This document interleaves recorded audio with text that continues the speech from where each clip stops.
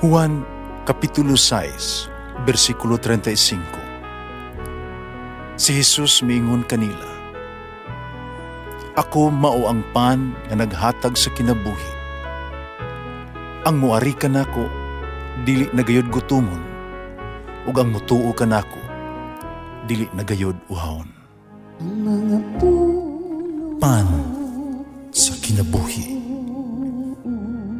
maglikon unta sa mong pagtuo ug gagaka kami sa pagtuman sa imong mahal nga kasuguan.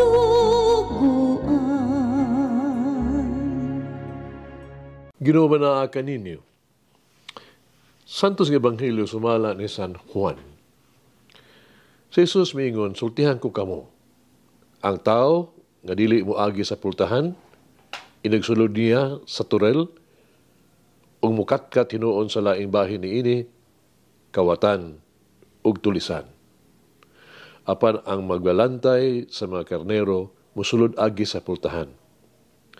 Ug ang pultahan ablihan sa portero aron makasulod siya. Mamati ang mga karnero sa iyang tingog, inigtawag niya sa ilahang tasatag sa kangalan. Umag-una siya kanila sa ilahang paggula.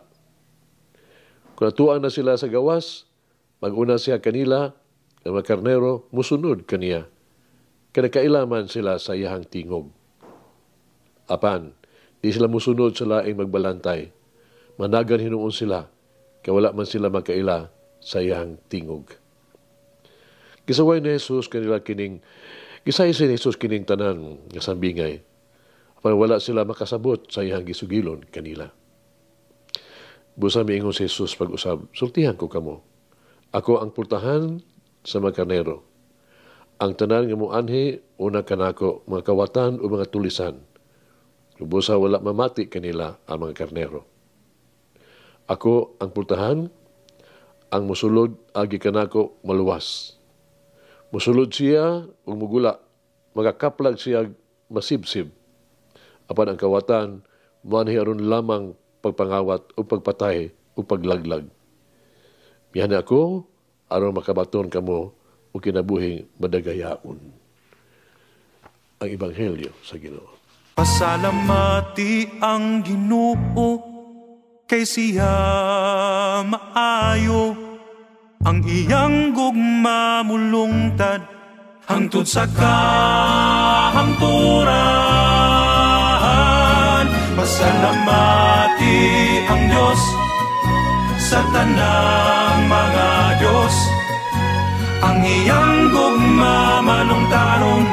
Pasalamati ang Ginoo sa mga Ginoo. Ang iyang gugma balungtaron.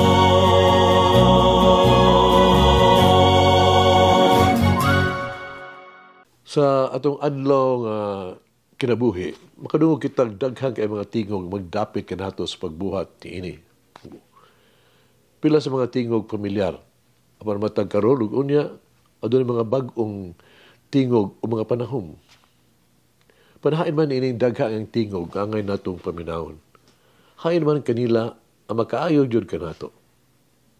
Sa Ebanghelyo karon, kiltihan ni Jesus ang iya mga tinun-an sa pagkatinuod adunay daghang magpakaron ingnon nga sila mga magbalantay. Apan adunay usa lamang ka maayong magbalantay. Ang maayong magbalantay maong nakaila sa iyang mga karnero o ang usa kansang tingog daling mailhan sa mga karnero. Ang may magbalantay adunay may relasyon sa iyang mga karnero. Siya nakaila kanila o sila nakaila kaniya. Matuusa ka nato, gitawag aron maghimo usa ka magbalantay. Ug karon kadawat kita gikan kang Hesus ug sumbanan kung unsaon nga mahimo kitang mamaayong magbalantay. Sa Ebanghelyo, gipresentar ni Jesus ang iyang kaugalingon ingog maayo ug bug-os nga magbalantay nga andam sa pagtugyan sa kinabuhi alang sa iyang mga karnero.